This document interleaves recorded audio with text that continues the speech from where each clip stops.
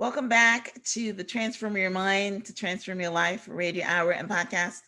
I'm your host, Life Coach Marina Young, and sitting in the guest chair today is Oleg Lougheed. Now, Oleg has a very interesting story, and I can't wait to share it with you. But we are going to be talking today on the topic how to reframe adversity into opportunity. Welcome, Oleg. Hi, thank you so much. Thank you for having me on the show and thank you for creating this space to begin with. Yes, well, you're very welcome. Um, you know, my show is not really about a lot of times stories and things like that, but I love stories.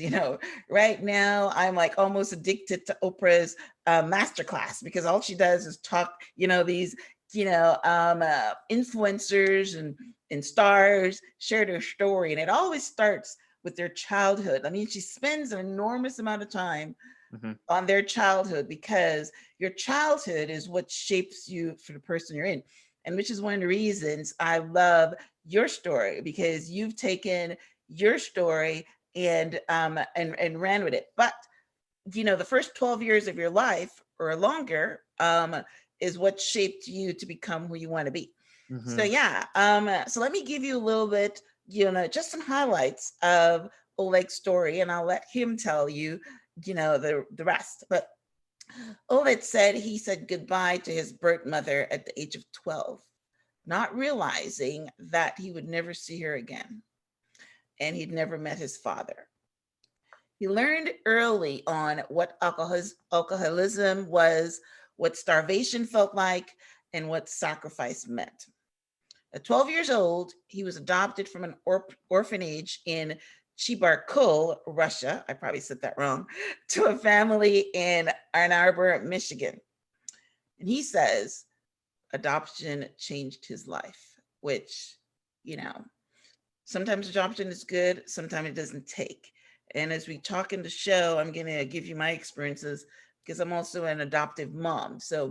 Hmm. So Oleg, you know, um, uh, share with us, your story. Like I said, I identify a little bit with your story because I was born poor myself in Guyana. I didn't encounter, starvation or alcoholism, and I wasn't adopted.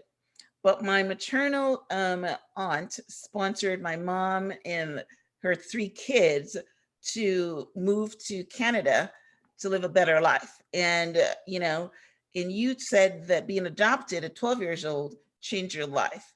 So Hmm. my first question is, were your adoptive parents able to heal the pain that you experienced the first 12 years of your life? So give us a background of, fill in the blanks that I didn't talk about, and then transition into what being adopted into a new country was like for you. It's a really great question, and I appreciate you sharing different elements about your own story. And before I share and give you some context into my own background, I would like to acknowledge the fact that stories do play a critical role. In fact, when I begin to understand that everything revolves around the story, and that is ultimately the story that I tell myself internally, my world shifted, because that's when I noticed that whatever the story that I'm telling myself internally is the story that I'm going to experience externally. Yeah. So the world, in a way, for me, gets built inside out.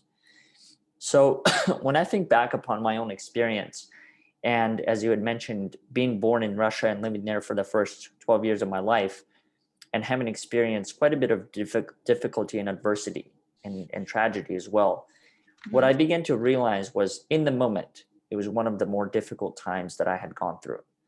And the reason why is because I didn't have the mindset that I have today.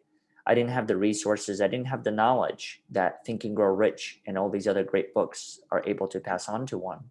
Yeah. And so for me, it was really about figuring out from day to day, from hour to hour, how do I survive?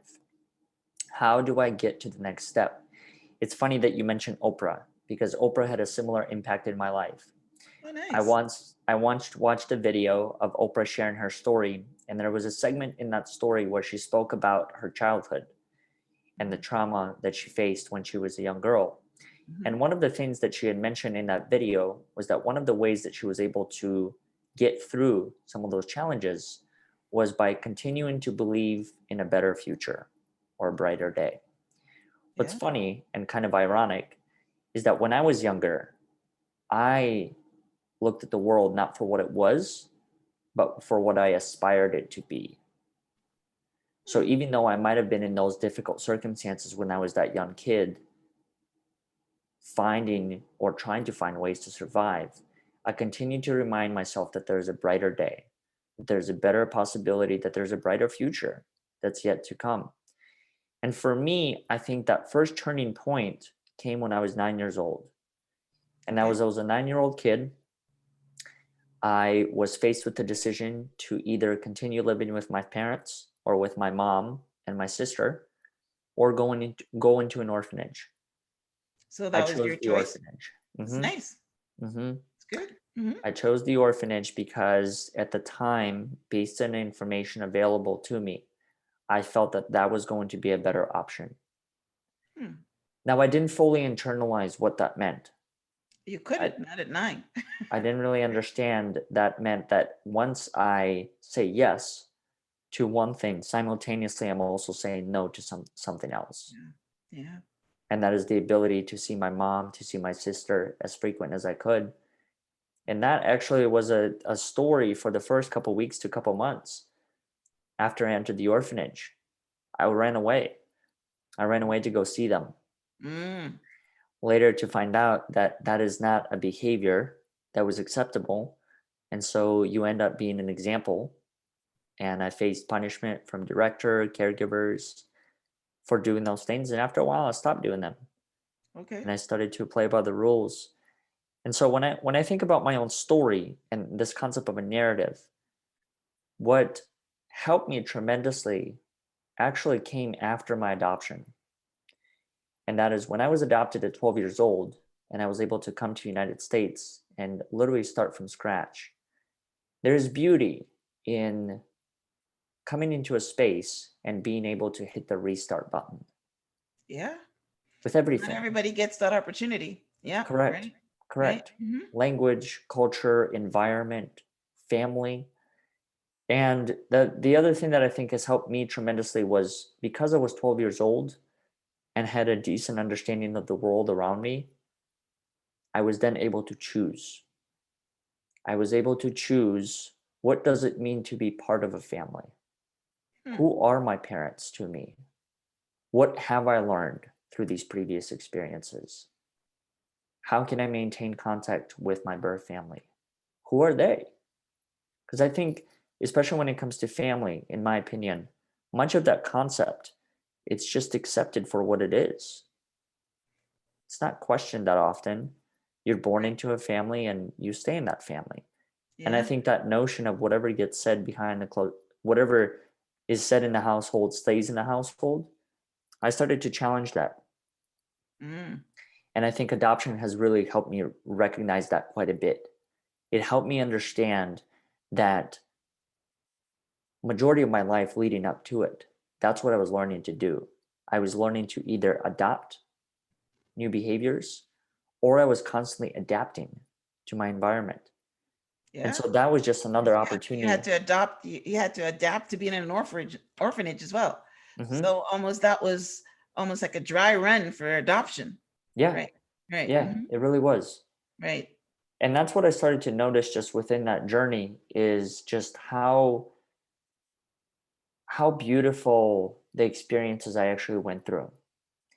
There were moments after I was adopted. I remember I was looking back upon my past and I lived in victimhood, Yeah. without a doubt. I Yeah. lived in victimhood because I looked at all of those previous circumstances and I was left with this question of why me? Everything led to that question. Why was it you that was meant to experience all this loss, all this adversity?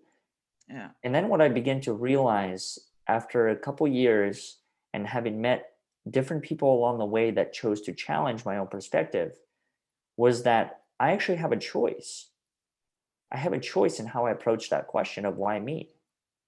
And I started to slowly look at it through the lens of, if not you, then who else?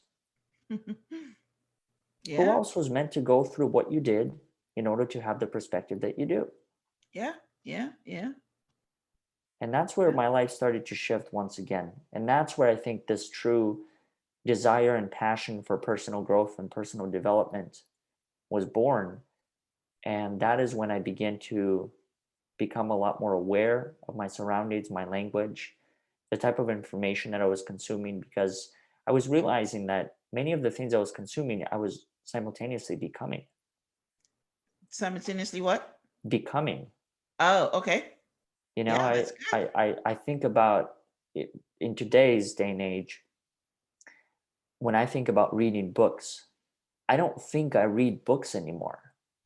I think I become a part of those books. Well, that's a good skill. That's a good skill. Yeah. Yeah. I That's good. become a part of those people's identities. Yeah. Yeah. Yeah. Yeah. Yeah. So that's great. So, my circle back question was, so you feel that your adoption was successful? You were able to, you talked about adapting. You were able to adapt to your new family, and you were able to come to terms with not seeing your birth mother Mhm. um, anymore. Or how did that transition happen? Well, I think before I fully answer that question, it's important to identify, what does success mean to me? Okay. And the reason why I approach it through that lens is because I believe every single person has their own definition of success. Right. And yet, for the longest time, I used to subscribe to one definition. I Right. used to think that the only version of success was the fancy car, the mansion, the billions of dollars, and all this other stuff. And what I realized after a while was that success is a choice that I make. I get to choose to tell myself the different things that I've experienced and whether or not they've been successful. When Okay. I think about my own adoption, one of the biggest reasons why I choose to look at it as an experience that truly was successful is because A, of my parents. My parents were and still are tremendous human beings. Yeah. They never raised their hand on me. They've always kept an open mind, open heart, regardless of what the situation and circumstances that I've been in. As I'm sure you might be able to relate, or you have seen people who are in teenage years.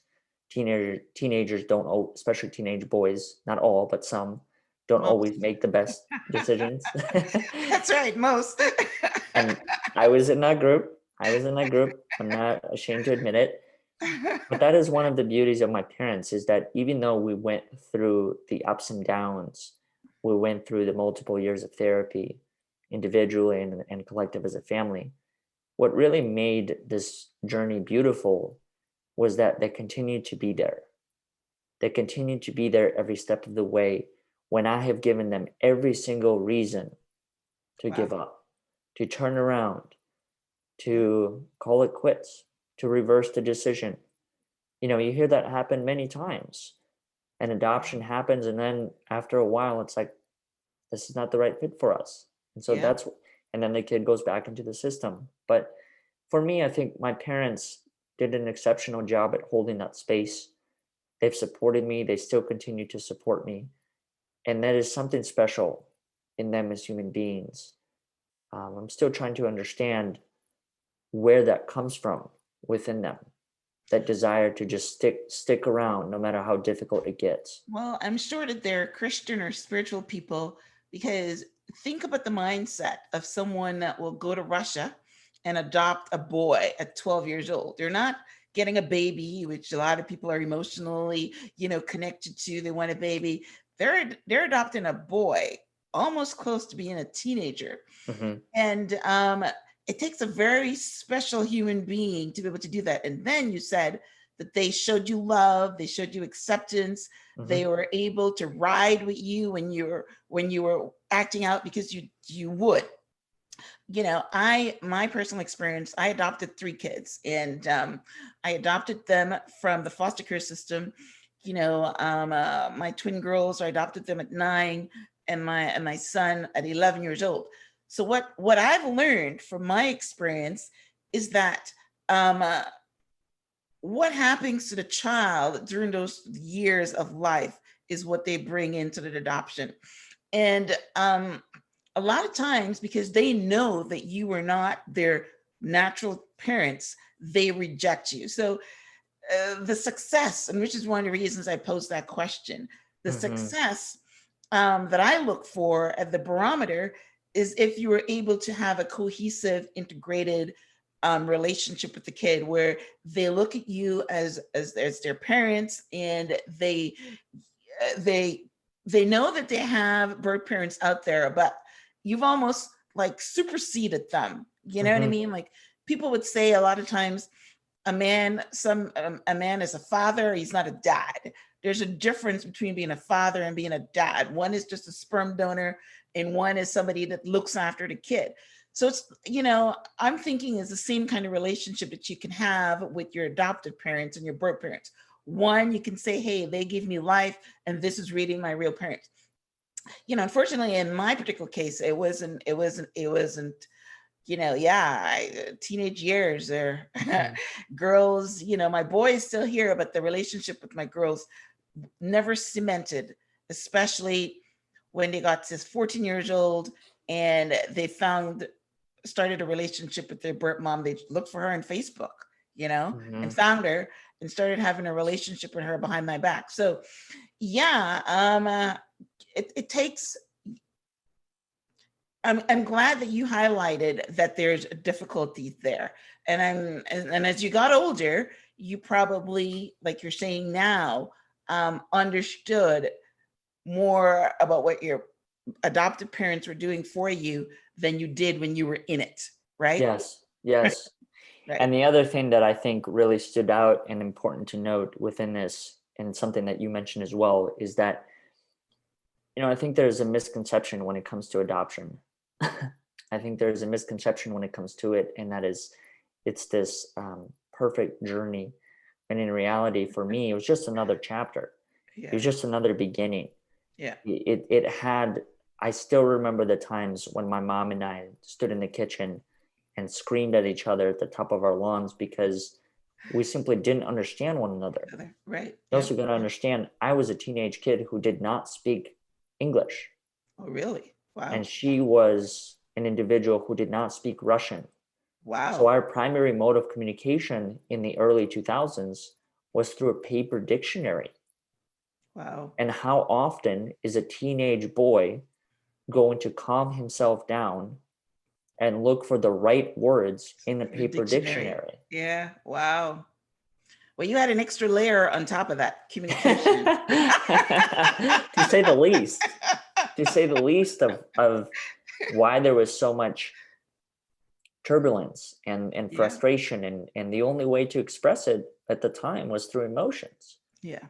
It was Yeah. to just show it, tell it as is. Yeah. um, and many of the things I didn't understand about why this part of the world works the way that it does. Yeah. Russia is very different. It's very different culturally speaking. Even Yeah. having the freedom. I remember the first time I stepped into a school. It was in middle school. I was put into the middle of sixth grade when I came to the States. And there was a huge difference. Two things that I noticed immediately. First was that there were no desks. In Russia, everything, there was alignment.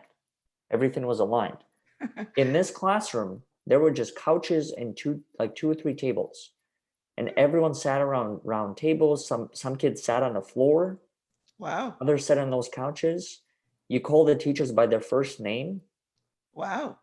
In Russia, you call them teacher X, Y, and Z, or Yeah. professor Respect. X, Y, and Right. Z. Yeah. Respect, Yeah. exactly. Hmm. The way that discipline was taught. I remember when I was a little kid, and whenever I misbehaved or spoke out of turn, the first thing you saw was a ruler. Now, when I came to the States, that was only a There's measuring here. device. The parents would be calling DCF on you. Right. No Yeah, there's here. yeah. Yes. Yes. Yes. So there was a big difference. There was a big difference between the two lifestyles. And I think part of that difference, it might have put my system into shock as far Yeah. as what is this? How Yeah. do you adapt to this? And then how do you make friends with kids that don't speak your language or you don't speak theirs? Wow. So there Wow. was a lot of communication that I had to learn along the way. And I was very fortunate to be able to do so. But going back to your original question, I don't think, had it not been for my parents, my sixth grade teacher, Rick Hall, and a couple other people along the way, I think I could have had a very different trajectory moving forward. Yeah, yeah, yeah. So that's good. So you were connected to the right Mhm. people that did it for the right reasons, and because they did it for the right reasons, they were able to stick with you. And yeah, now your statement in your bio says that adoption changed your life. So I'm assuming that after you went through all those challenges, you saw the beauty of it Yeah. and the fact that it was an opportunity, which is why we're talking about turning adversity into opportunity. Mhm. So you know, you can answer that briefly about why you think adoption changed your life, and then we can transfer into how did you reframe all this adversity into opportunity, which is your message today. Yeah. For me, adoption, one of the reasons why I say it changed my life was because it gave me a second chance. Right. It gave me a second chance in life. It gave me another opportunity to actually live the life that I once upon a time dreamed of. The difference that I started to notice after going through some of these adversities from a very young age, and then after the adoption as well, was how I chose to look at that story. In the recent years, I started to look at the story and especially all the challenges within my life, not only of the childhood years, but also the ones that I experienced last year, last month, last minute. Right. And that is that question of, what am I here to learn? And Mm-hmm. what is it here to teach me? Mm. When I started to It's good. pair each one of those adversities with a lesson or a takeaway, I kid Yeah. you not, my Yeah. experience shifted. Yeah. My perspective became completely different. I was no longer sitting there. I was no longer letting the circumstances define me, but rather I was looking at those circumstances as something that I can learn from in order to move forward. Yeah. So in a way, that forward progress, it doesn't stop with that question. No. It keeps going. Yeah. Because there's going to be challenges in your life until you die. Yeah. There's an old saying in my country that says, yeah, if you want to, if you don't want to have challenges or problems, then you need to be 6 weeks under. You need to Hmm. be dead. Once you're alive, there are going to be challenges. So yeah, if you look at life, what am I here to learn? What is it here to teach me? That's a great mindset. Great mindset shift. This is the Transform Your Mind show. That is a great mindset shift because every situation is here to teach you something. Hmm. Every step in your journey is there to extend you to your purpose and what you're here to do. And all you've got to do is recognize that and be conscious of that. And once Hmm. you're conscious of that, then yeah, you say bring it on. You're not looking Yeah. at a victim. you know One of the things, and there's a chapter in my book that I said how to play with the cards that you're dealt. Same Yeah. thing. You know what I mean? What are you gonna do? Are you gonna be a player or are you gonna be a victim? Right? If you're a victim, you're gonna say, "Oh, poor little me! Look at all the things that's happened to me." If you're a player, you're gonna say, "All right, life is showing me all these twos and short, little cards or whatever. What am I gonna do with it?" Because you can still win. Yeah. You can still win, right? Hmm. Again, it's how you look at it and how you frame it. So that's pretty good. I use So a I use a similar analogy when you speak of that card game throughout right. my own life. I believe that the cards that I was dealt to begin with when I was born, I didn't have control over. But the Uh-huh. beauty of it moving forward is that in knowing that there's a full deck available to me each step of the way, I can always Nice. go back to that deck and I can reshuffle my hand. I can pick new That's good. cards, pick new experiences. And there was a quote that I recently come across, and I don't remember it word for word, but it essentially spoke to this concept that words have no meaning unless you choose to create meaning or attach meaning to them. And I think the same is relatively true to experiences. Experiences are just experiences. Hmm. The trauma and the adversity that both you and I and all the listeners that went through, those are just experiences. The difference is that I get to choose the meaning that I want to associate with each one of those. And Yeah. that meaning can transform. You talk about transforming your mindset. I think there's also a transformation that happens within language, within experiences. And it's okay to have viewed certain things through one lens at one chapter of my life, and for me to view them through a completely different lens today. Yeah, yeah. Very great analogies. As you were talking, I remember in the olden days when the photographer, he had to actually change the lenses to take Yeah. different shots. So that's Yeah. pretty good. I'm sure it doesn't happen now. I mean, I don't know, but For some, the probably, right? digital, yeah, the digital cameras probably don't need to do that anymore. But I'm old enough to remember that. So that is awesome. So yeah, so you transformed your mindset and your thinking, and that started you into reframing your adversity into opportunity. So not only did you reframe it, but then you looked at what you can do with it, I'm assuming, right? Yep. How it can help you. Because if you're going to turn it into opportunity, you've got to be saying, okay, how can I use this to further, my purpose or what I'm supposed to do? Correct? Mm-hmm. Mm-hmm. Right. And that's where I started to tap into purpose. When you Right. speak about the adversity, I realized that when I was able to approach that initial question of why me through the lens of if not you, then who else, I Mm-hmm. started to experience it was almost like this sense of energy that was flowing through me. And I began to realize that where do I channel this energy into? Because there's a high likelihood that if I channel this into something, it's going to manifest. Yeah. And that's where I think this sense of purpose really came about for me. And I started to look initially, I wanted to create a space for people of similar experiences, such as those who are adopted or have gone through the foster care system, and really create just an open space for them to share their experiences in order to be able to embrace and accept all aspects of that journey. Mm-hmm. I noticed a trend when I was first starting this work and I was going to the different agencies that dealt with kinship, adoption, and foster care, that there was a focus on the quote unquote success stories. And all the other stories of individuals who didn't make it were not even being discussed. Mm-hmm. And in that moment, I realized I wanted to do something different. I wanted to highlight all the stories. Because how can one, a prospective adoptive parent, know of the other side if Right. they're only being presented with The success A and stories. not B? Yeah. Yeah. Right. Right. Mm-hmm. And so for me, it really came about creating that space. And trust me, when I started this, I received quite a bit of criticism every Really. single day. But that's once again when I started to look at criticism as A, it doesn't necessarily mean I'm doing anything wrong. B, it most likely has everything to do with where that person is within the chapter of their lives. Yeah. And I just happen to be an outlet or a channel for them to process. Right. And so when I made that shift internally, Mm-hmm.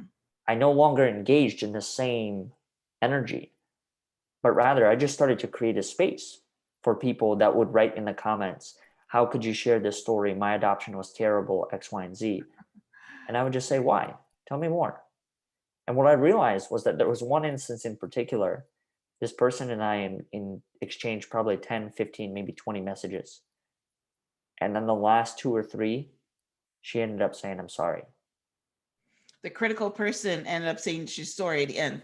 Yeah, because you took the time to to stay with it and let her see your point of view. So that's Yeah. great. So where were you doing this? Did you have a blog or what was your It was a blog avenue? post. A It blog. was a Okay. it was a blog post for other people to submit their stories. That's And good. then what I started to realize was that through that experience, Mm-hmm. in essence, what I began to understand was that many people were simply looking for a space to be heard, to be Yeah. seen, and to be appreciated. That's it. there wasn't this like ultimate solution to whatever the problem may be.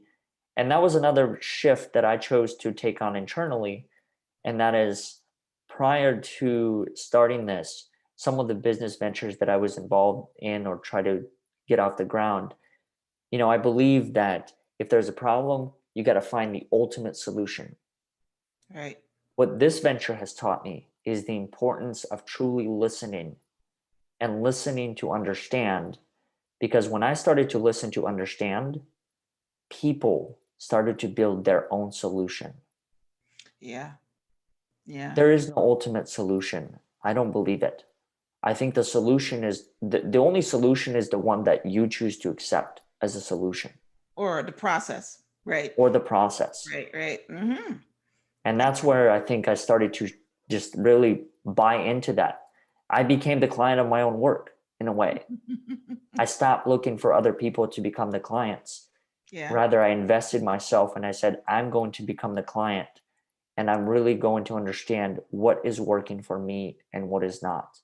And then just document the experience, share it along the way, Yeah. and get other people involved. Well, that's a good service that you're doing when you're talking about sharing all the stories and not just the good stories. Because I will tell you, when the social worker comes to you and they tell you about adoption, they're not sharing the unsuccessful stories. Correct. They're only sharing the good stories. You know what I mean? Hey, you want a child? There's a child for you, because a lot of people want kids. That's why they adopt. You know what I mean?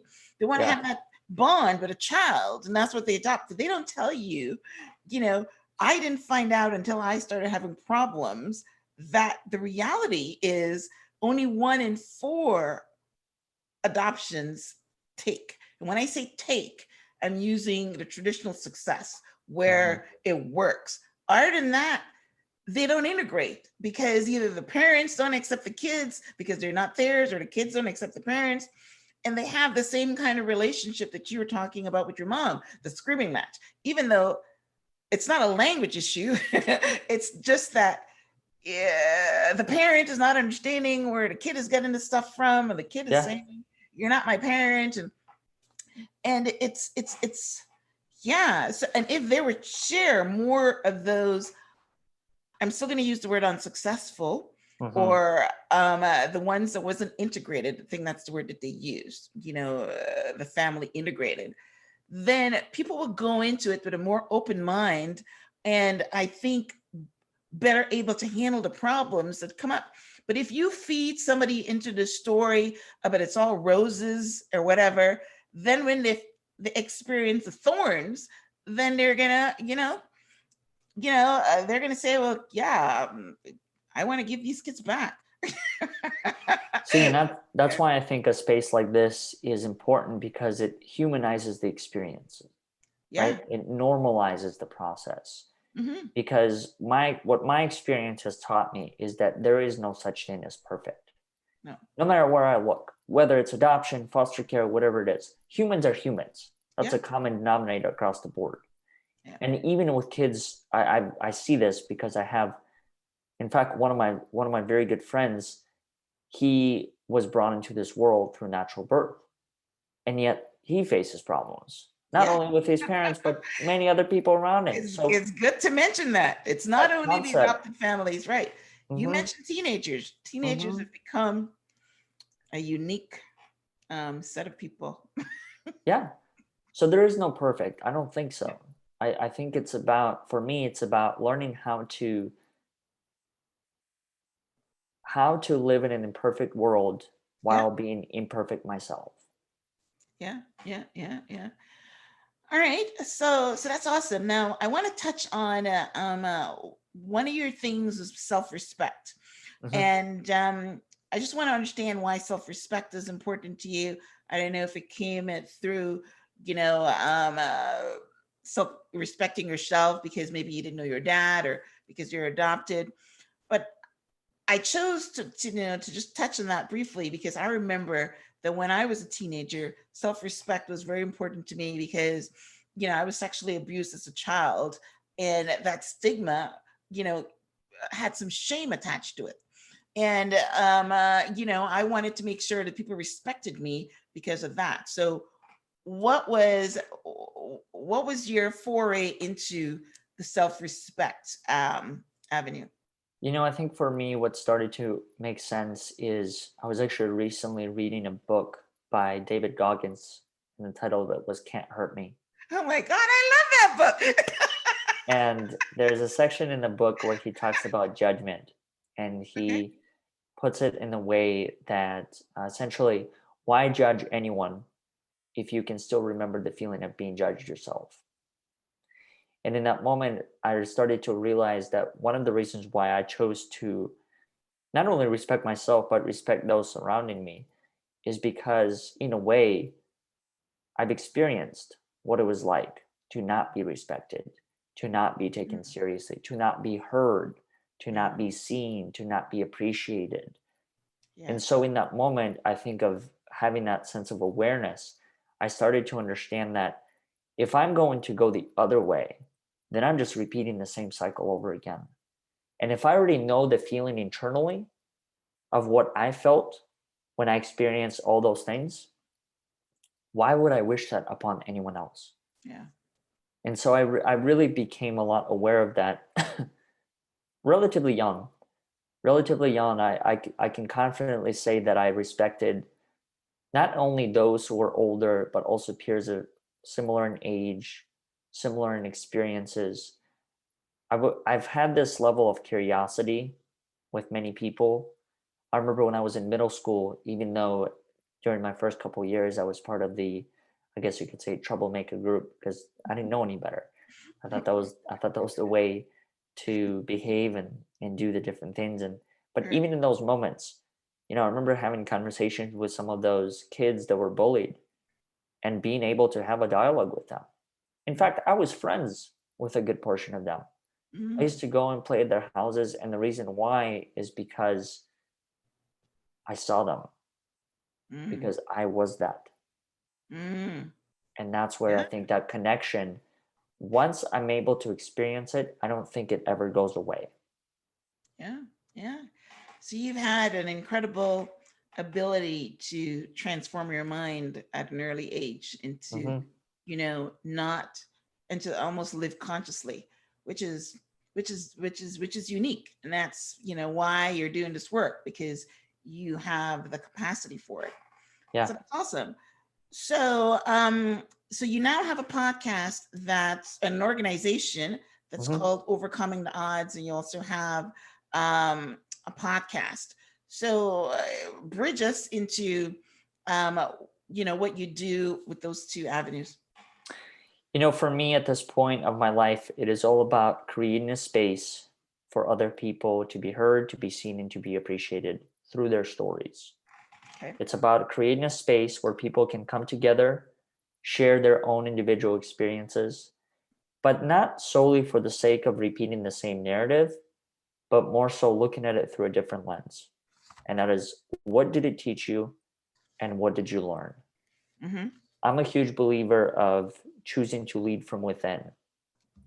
And that is, if I haven't experienced it myself, I'm probably not going to go into that area, or I'm Okay. not going to speak from an experience that I haven't gone through. Wow. And that's where I think there's that's what guides me. Curiosity is a huge component of it all as well. I remember when I was first starting to explore the possibility of having a podcast, some of the people I used to listen to at the time, Tim Ferriss, Lewis Howes, Tony Robbins. And as I was listening to their shows, and I noticed that many of the guests were of influencer type, Mm. I realized that I wanted to do something different, and not for the sake of being different, but to shine a different light on humans. And that is, I truly do believe that every single person has value to offer to this world. It's not only those who have made it to X, Y, and Z when it comes to financial wealth and what Well, other they aspect do of the that for world. a reason, because our society is really only interested in the stars, and the stars is life. And Hmm. they also do it because it builds their podcast, because their fans go on their podcast. But I know exactly what you're saying, Yeah. that I'm interviewing you basically because I love your story, and I Mm-hmm. know that your story has would have an important impact on people that are listening, because it's not unique. Maybe not the adoption from Russia, Yeah. but I just highlighted the foster care system right here, right? So yeah, Yeah. no, yeah, go ahead. Yeah, and I agree with you. I think there is a purpose for Right, why it's done like that. But for me, what I wanted to do is I wanted to shine a light on the everyday person. right. Because far too often, I remember I would have conversations with people, including those that are closest to me. And whenever I ask the question of, what's your story? How do you view your life? What has your life been about? Oftentimes I heard the response of, my life is not interesting, Hmm. or there was nothing within my life. And so that's where, once again, it clicked for me that, well, it is interesting. Maybe you just haven't been asked the right questions that makes it interesting to Everybody's you. life is a story. Yeah. Right. And we all go through such different experiences. Yeah, I mean, think about it.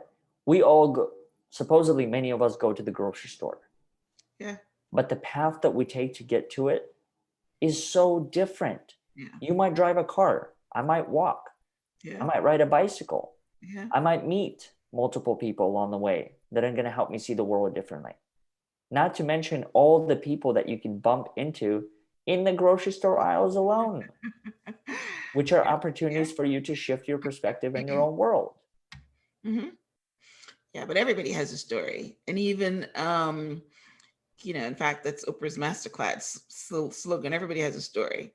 Mm-hmm. Um, every single person has a story. Even if they might think it's a ordinary story. Their mom and a dad, they grew up and they whatever, but something shaped their life. I mean, and there is a story. There's Yeah, something happened to make you who you are, and if it didn't happen in your childhood, it would happen in your relationships. It happened, at school. There's a story there, and it's yeah. very true, right? And it's a powerful story. It is, right, If you think right. about it, it's a powerful story It's that a very, everyone very powerful has. story, right? The other thing that I find fascinating is that, to a degree, everything does revolve around the story. Yeah, What's the story that you're telling yourself of whether you think you can or you think you can't? right. It's all based on a story, based on a narrative, internal narrative. Yeah, yeah, yep, yep, yeah. It's very important, and what I found is that maybe 95% of the people, because almost 95% of people don't live consciously, they don't understand why they are the way that they are. They don't understand the different notches in their story that made them go to the left instead of to the right. They don't Mm-hmm. understand. Yeah, they don't understand.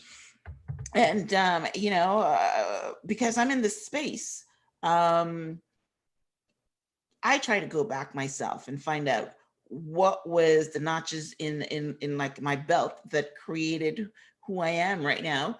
But even I'm not able to, sometimes figure it out. But the fact that you're thinking about it is the first step, and not just going along and just being reactive in life, with no clear um, object to play the cards. Yeah. Instead, you become just a victim of whatever circumstances happen to you. You know what I mean?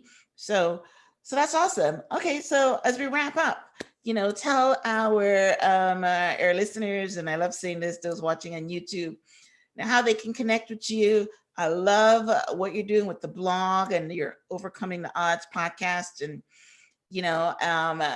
so let us know how someone that has a story, or someone that is in this particular space or of trauma, and we're telling them to transition that or shift that into opportunity.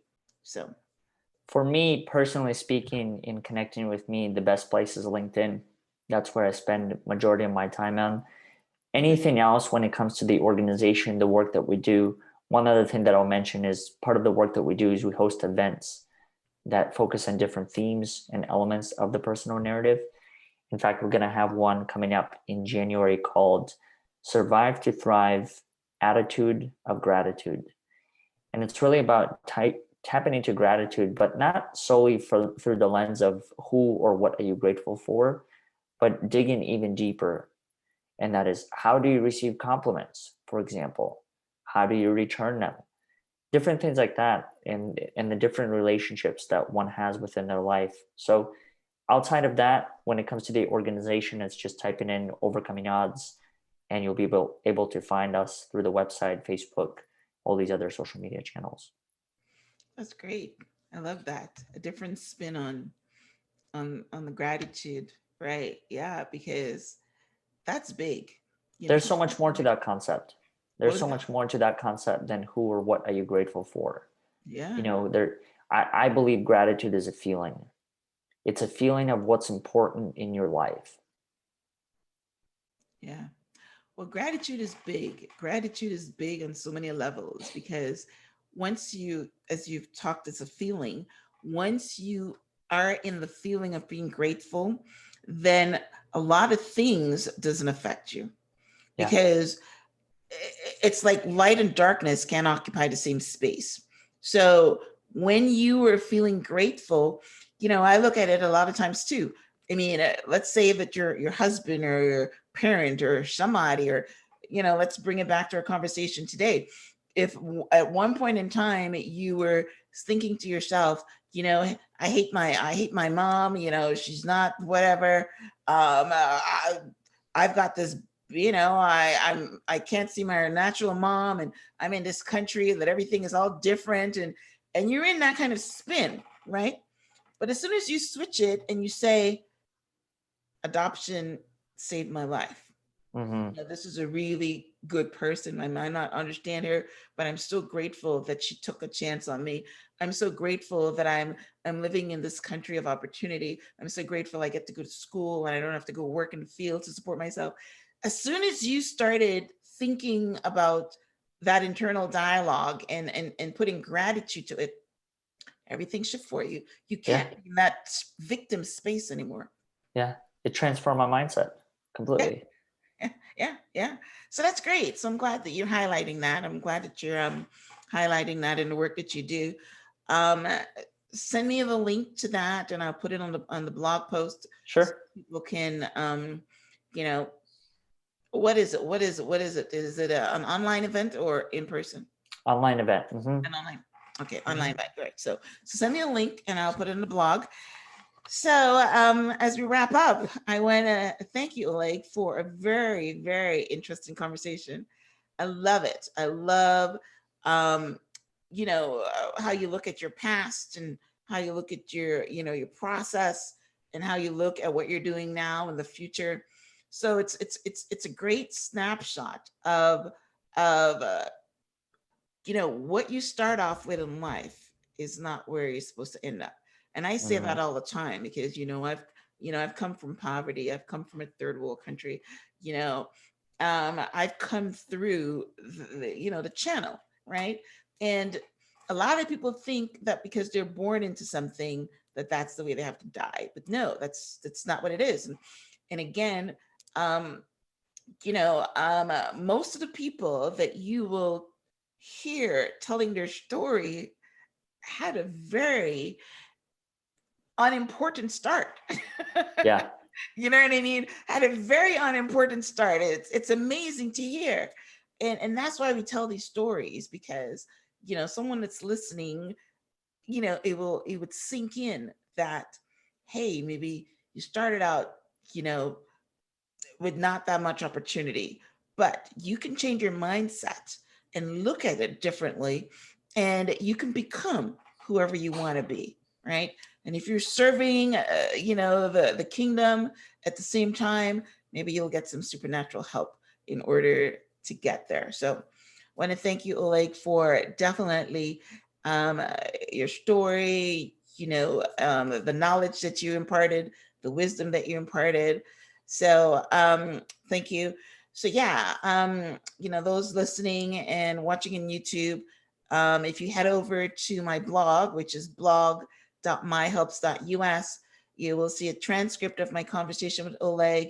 You will see links to his LinkedIn, as well as his website and his podcast, so that you can listen to some stories. Because, I think what he's saying is that he's highlighting stories of people maybe who might think that they're unimportant, but their stories can help someone else. So that's great work. Want to remind you to subscribe if you like the content that I'm sharing. Subscribe on the YouTube channel if you prefer to watch, or subscribe to my iTunes, podcast, and please leave a review and rate the show and rate the content. And finally, I want to invite you guys to my Facebook group. It's called Life Coach. We have a lot of coaches on the group who share inspirational messages every day, including myself. So if you're a life coach or you're in the personal development space, maybe you might want to join in. Awesome. So Oleg, any last words? The last thing that I would like to say is this. There was a point in my life where I believed that I was living from a lack of. There was a point in my life where I believed that I didn't have the resources to help me get to the next step or the next level or the next chapter of my life. What I began to realize after a while was that even though there was truth to that statement back then, that truth has evolved. And that is, I do believe that at this given time, I have all of the resources, and so do all of the listeners at their fingertips. That's good. The question that I choose to pose those things off with is, how can I become more resourceful with the things that I have and not the things that I don't have just yet? Yeah. That's pretty good, because whatever you need is in your hand, right? The Bible story of Moses, you're right. Whatever's in your hand. Another popular, another one of my statements that I share. Yeah, whatever you need, it's already in your hand. So Joel Osteen says, everything we need is preloaded. We're like that, top of the line sports car. It's preloaded. We just don't know the buttons yet to push. Yes. Awesome. All right. Well, we're started with a bang and we're ended with a bang. So, all right. Well, listen.